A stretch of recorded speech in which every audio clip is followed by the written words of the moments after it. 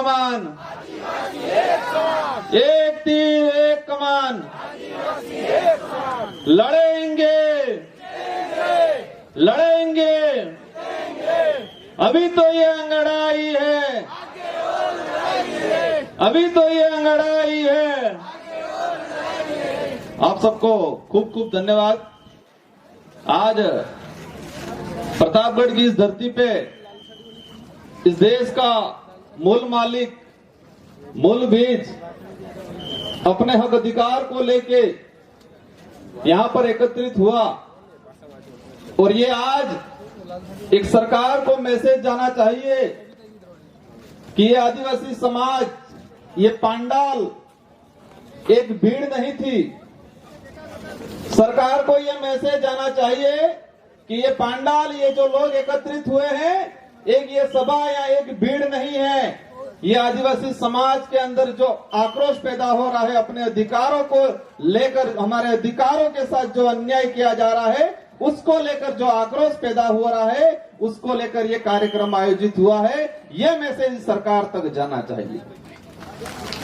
आज अपन सब मिलके हमारे पूर्वजों द्वारा, हमारे वडीलों द्वारा अपना खून पसीना बहा के, अपनी जान गवा के,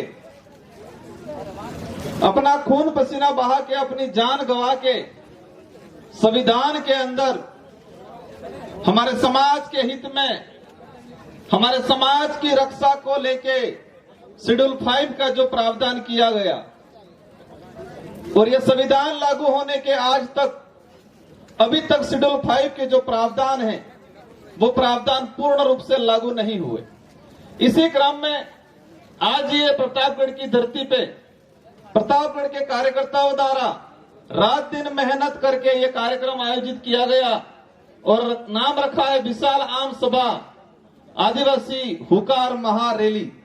आदिवासी हुकार महारैली आरक्षण को लेके, अपने हक अधिकारों को लेके आज इस कमंडाल के अंदर युवा भी है जिसको नौकरी की जरूरत है, वो भी आया हुआ है। एक माँ भी है जो रात दिन अपने बच्चे के लिए कि मेरा बच्चा पढ़ लिख के नौकरी लग जाएगा, रात दिन मजदूरी कर रही है। वो माँ भी इस पांडाल के अंदर है। वो बुजुर्ग भी है, वो भी टकटकी लगाए हुए सोच रहा है, देख रहा है कि मेरा बच्चा पढ़ रहा है, डिग्री कर रहा है, कि मेरा बच्चा एक न एक दिन नौकरी लग जाएगा। वो बुजुर्ग भी इस पांडाल के अंदर है।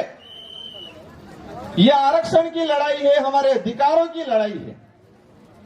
और लड़ने की जरूरत क्यों पड़ी? लड़ने की जरूरत इसलिए पड़ी कि हमारे द्वारा इस क्षेत्र से, शेड्यूल एरिया से जो नेता चुन के भेजे जा रहे हैं, वो समाज के प्रति उत्तरदायित्व नहीं रखते हैं, समाज के प्रति उत्तरदायित्व नहीं है और उनकी पार्टियों के प्रति, उनके आकाओं के प्रति उत्तरदायित्व है। इसलिए हमको आज एकत्रित होना पड़ा है। ये काम आप सबका, आम जनता का नहीं है, उन नेताओं का है जो शेड्यूल एरिया से अपने आदिवासी होने का प्रमाण पत्र लगा के विधानसभा के अंदर जाते हैं, संसद के अंदर जाते हैं। उनका ये काम है आदिवासियों की हक अधिकार की बात करें, लेकिन वो नहीं करते हैं। और करते क्या है? इन युवाओं को गुमराह करते हैं, हमारे समाज को कमजोर करने का काम करते हैं। मैं कुछ आंकड़ा अभी गाड़ी में आ रहा था, मैंने तैयार किया कि आरक्षण की रैली हो रही है। आरक्षण का प्रावधान अनुच्छेद 244(1) हमारे 5वीं अनुसूची के तहत आरक्षण का जो प्रावधान है, उसको लेके राजस्थान सरकार द्वारा, हमारी टीएससी के द्वारा राज्यपाल महोदय को टीएससी के प्रस्ताव के द्वारा भेजा गया। 2013 के अंदर एक अधिसूचना जारी हुई और संशोधित अधिसूचना 2016 में जारी हुई। कांग्रेस के शासनकाल के अंदर 2013 में एक अधिसूचना जारी हुई और उस अधिसूचना को लागू कराने के लिए, जारी कराने के लिए कांग्रेस के उसमें तात्कालीन जो विधायक थे, सांसद थे, कांग्रेस को जो नेता थे, उन्होंने समानता मंच के साथ मिलके और सरकार पे दबाव बनाया और कहा कि ये समानता मंच जो चाहता है वो कर दो। हम तो आंखों के अंधे हैं, कानों के बहरे हैं। समानता मंच की जो बात है उसको मान लो, ये बोला अशोक गहलोत की सरकार को 2013 में। और उस अशोक गहलोत की सरकार ने समानता मंच के हित को लेके इन आदिवासी नेताओं ने, जिन्होंने अपने समाज के साथ जो कुठाराघात किया और समाज के साथ अन्याय करते हुए समानता मंच की बात मानी, और उन्होंने 2013 में एक अधिसूचना जारी की। उस अधिसूचना में जो आदिवासी इलाके में 75% आदिवासी समाज रहता है, उस समाज के लिए 45% आरक्षण का प्रावधान किया, 5% एससी का प्रावधान किया और 50% नौकरियां। कहा यह अनारक्षित है, ओपन कैटेगरी है और सभी वर्ग के जा सकते हैं। लेकिन उसमें नियम ऐसे बना दिया कि यहां की 15 से 20% जनता को एक तरह का 50% आरक्षण दे दिया और आदिवासी समाज के साथ कुठाराघात करने का काम किया। ये वक्त आ गया है कि सूद समेत उन लोगों से वापस वसूलना है और उनको अकल ठिकाने लानी है। ये बदला। हम आज एकत्रित हो गए, तालियां बजा दी, नारे लगा दिए, घर पे गए, भूल गए, बीवी बच्चों के साथ, जमीन जायदाद के साथ, गाड़ियों के साथ हम बिजी हो गए। हम भूल गए, ये नहीं होना चाहिए।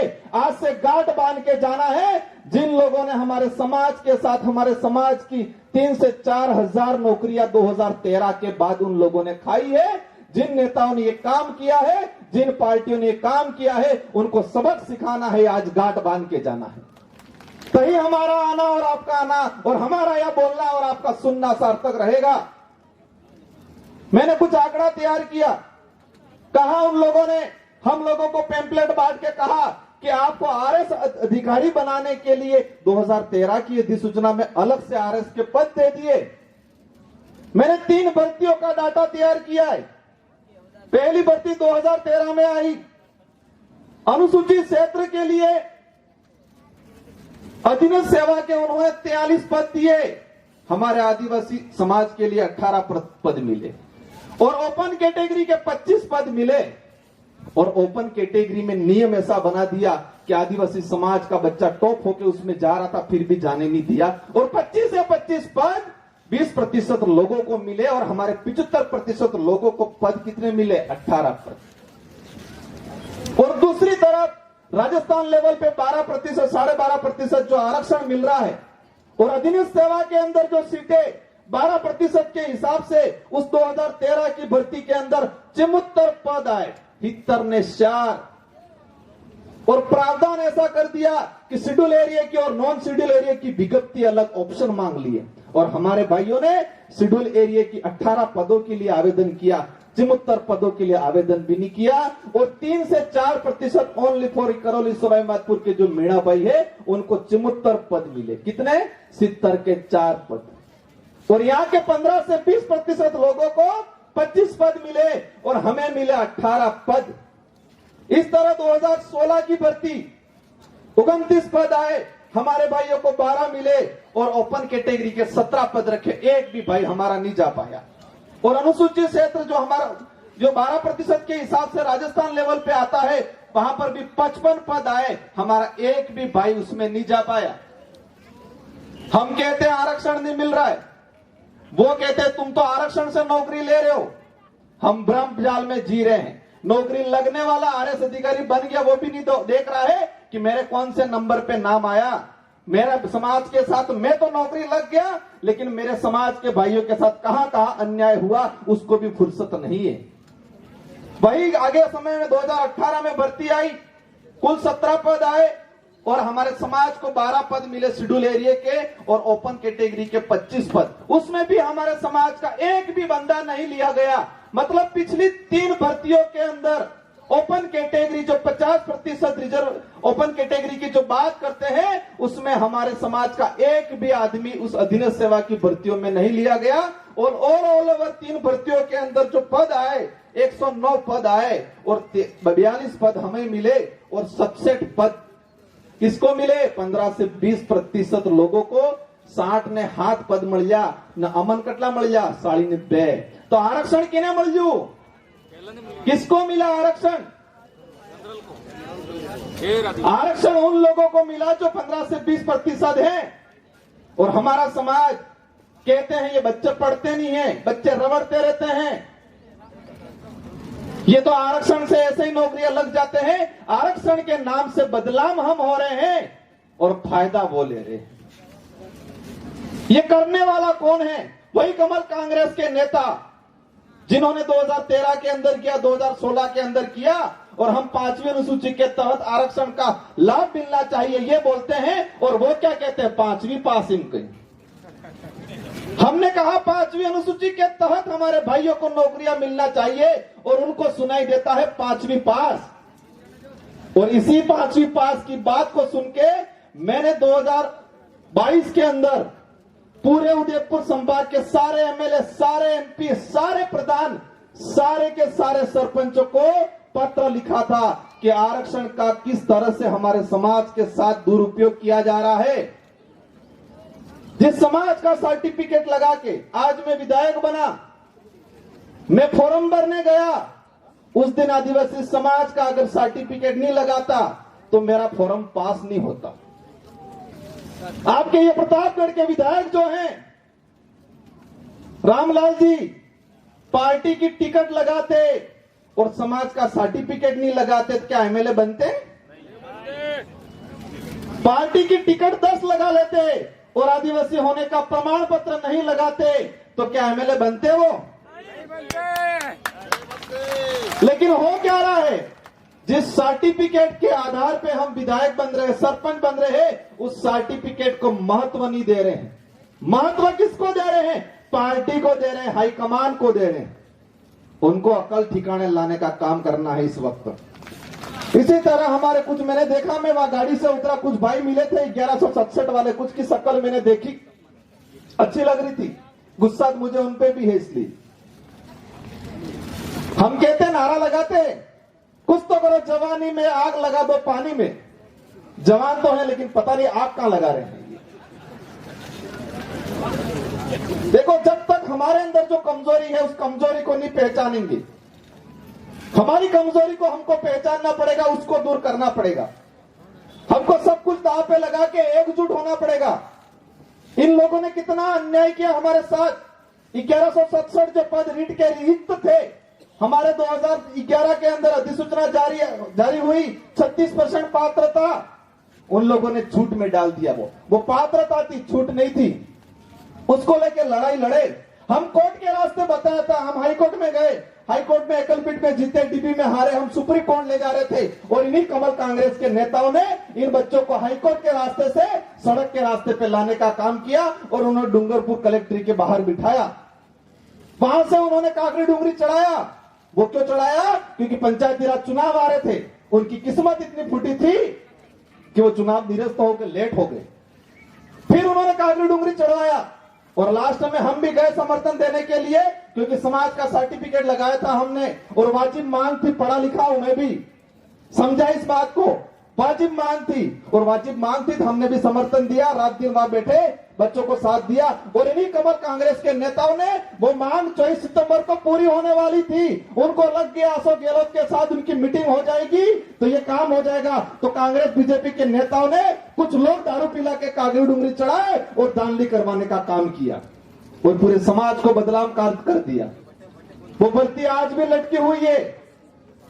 1167 आदिवासी समाज के घरों में दीपक जलता, अगर वो नौकरी लगते, 10-10 जनों को और तैयार करते और इनके गाइडेंस करते, मदद करते, हमारे समाज का उद्धार होता। तो ऐसे नेताओं को पहचानने की जरूरत है। कई नेता देखे जयपुर में अशोक गहलोत जी को बोलते कि 1167 जो सीटें हैं वो हमारी नहीं है, उनकी है, और बाहर आके बोलते कि वाजिब मांग है, इसको पूरा करना। इन बेरोजगारों के साथ इतना अन्याय किया, इतना अन्याय किया। ये दरियावत चुनाव हो रहे थे, वहां के प्रत्याशी बोल रहे थे मैंने 2013 में गलती कर दी है, लेकिन आप वापस मेरे को बना के भेजोगे तो मैं सही करूंगा। क्यों भेज दिया आपने? सही कर दिया क्या? इस बात को लेके विधानसभा में बोले नहीं बोले वो लोग? क्या आप लोगों ने वापस जाके पूछा? विधायक बनने से पहले उन्होंने प्रचार में कहा है कि गलती हमसे हुई है, लेकिन मैं विधायक वापस बन के जाऊंगा तो मैं सही करूंगा, ये बोला था उन्होंने।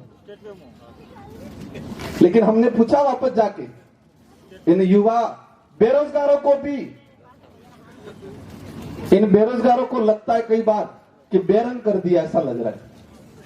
दरियावत चुनाव में बहुत उपयोग किया, तुम नौकरी, सेकंड ग्रेड के जो बच्चे थे उनको लगा दिया प्रचार में, नर्सिंग भर्ती के जो बच्चे थे उनको लगा दिया प्रचार में, 1167 की भर्ती के अंदर जो बच्चे थे उनको लगा दिया कांग्रेस के प्रचार में। कहा तुम सब प्रचार में लग जाओ, ये सीट निकाल के दे दो, तुम्हारी सारी नौकरियां दिला देंगे, और सारे बच्चे प्रचार में लग गए। कई बार मुझे मिले, मुझे देख के शर्मिंदा होते, मैंने कहा चिंता मत करो भाई, अगर ये प्रचार करने से, वो टिकट निकलने से आपको नौकरी मिल जाती है तो मुझे कोई दिक्कत नहीं। लेकिन इन सारे युवाओं को ये कार्यक्रम आपको युवाओं को आगे आके करना चाहिए। जितने यहां साथी हैं जो पढ़े लिखे हैं, आप सबकी जिम्मेदारी है कि गांव गांव फले फले, पूरे जिला मुख्यालय, पूरे संभाग मुख्यालय पे और सभी खंड मुख्यालय पे हमें रैली करने की जरूरत है। कई जने सोच रहे होंगे कि सुबह से आए, टाइम होने आ गया, हमारी धैर्यता देखो कितनी है, लड़ाई लड़ ली पूरी। ये आरक्षण हमारे बाप दादा ने जान गंवाई है, खून पसीना बहाया है, और हम इसको तरीके से ले भी नहीं पा रहे, और हमको उलझा इतना दिया है, फ्री में कैंप लग रहे, 5-4-5 थैलियां लगा दे रहे, उसी में खुश रह रहे। जगह ने कागदन मार्कशीट अविरीन नहीं मिलता, पहले 5 कागज मिले कैंप में, ये अविरीन मिली फर्स्ट क्लास। इस समाज को इतना कमजोर कर दिया है। आज तो हम उसके लिए भी थोड़ा जी रहे हैं, आज तो थोड़े बहुत हक अधिकार की भी बात कर रहे हैं, लेकिन इस समाज को इतना कमजोर कर रहे हैं वो लोग कि आने वाले समय में हम और हमारी पीढ़ी की पेट कैसे भरना है और जिंदा कैसे रहना है, इतना सोच पाएंगे। ये लोग हमारे समाज को कमजोर इतना कर रहे हैं कि आने वाले समय में हमारी पीढ़ी स्वाभिमान के लिए नहीं लड़ेगी, हक अधिकार की लड़ाई नहीं लड़ेगी, पेट कैसे भरना है उस बात के लिए लड़ाई लड़ेगी। इतना कमजोर करने का काम कर रहे हैं ये लोग। अभी वक्त है संभालने का। कही गया था मावजी महाराज, सोता जुगनी सेली वारी आवेगा, हासवी लीजो और नहीं हासव हो तो पासा वेट वगार करा पड़े, ये बोल के गए थे। आ गया है वो वक्त। उन माताओं को भी, उन बुजुर्गों को भी तैयार होने की जरूरत है। आपके बच्चे, आपके आने वाली पीढ़ी, अगर उसको सही रास्ते पे ले जाना है। मैंने एक दूसरा आंकड़ा तैयार किया था, कई कांस्टेबल आसपास घूम रहे होंगे, हो सकता है कुछ शादी वर्दी भी आया होंगे।